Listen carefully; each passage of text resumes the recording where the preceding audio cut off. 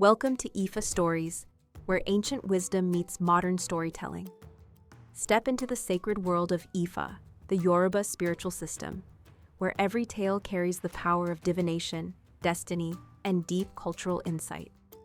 Join us as we unravel the mysteries of the Orishas, the divine forces guiding our paths, ORÚNMÌLÀ, the Erinmoles, and many more. Each story is a bridge between the past and the present, weaving timeless lessons that inspire, enlighten, and transform. Embrace the wisdom, honor the tradition, and journey with us into the heart of IFA. Subscribe now and let the stories guide you.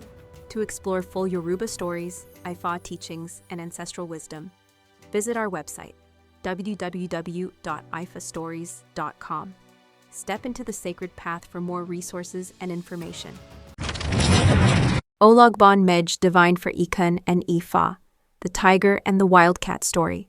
In this path, we refer to the tiger as Èkùn and the wildcat as Jibi. Jibi had a terrible dream and decided to go to ÒRÚNMÌLÀ for divination. Èkùn and Jibi were born of the same parents.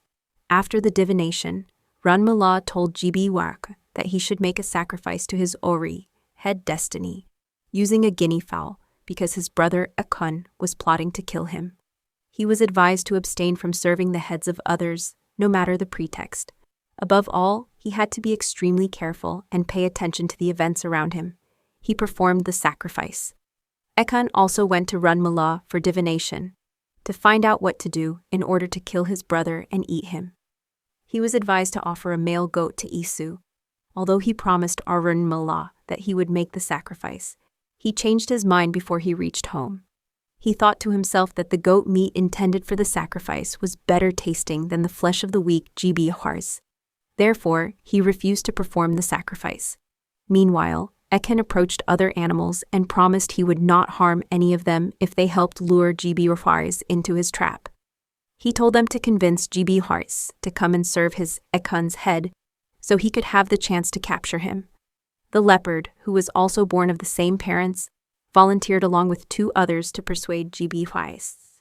In the meantime, Èkùn tied up a goat to be used for feeding his head and rubbed his body with palm kernel oil to feign illness.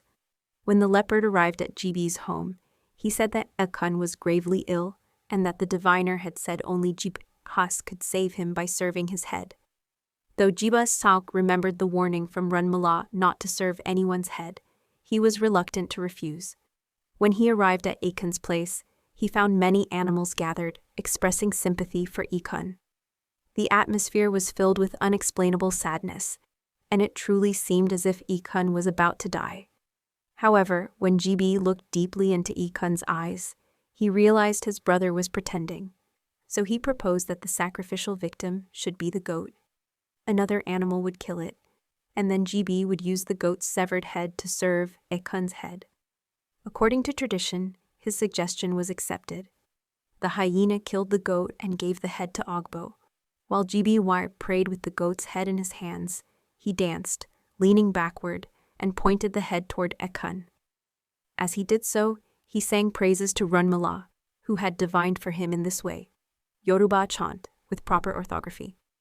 OLOGBÓN MÉJÌ. Oyo ifa bal nite Èkùn o difa funmi olu ifa magebo. Manru eyin lamuyob eyin yo are. As he sang, he kept dancing, moving backward.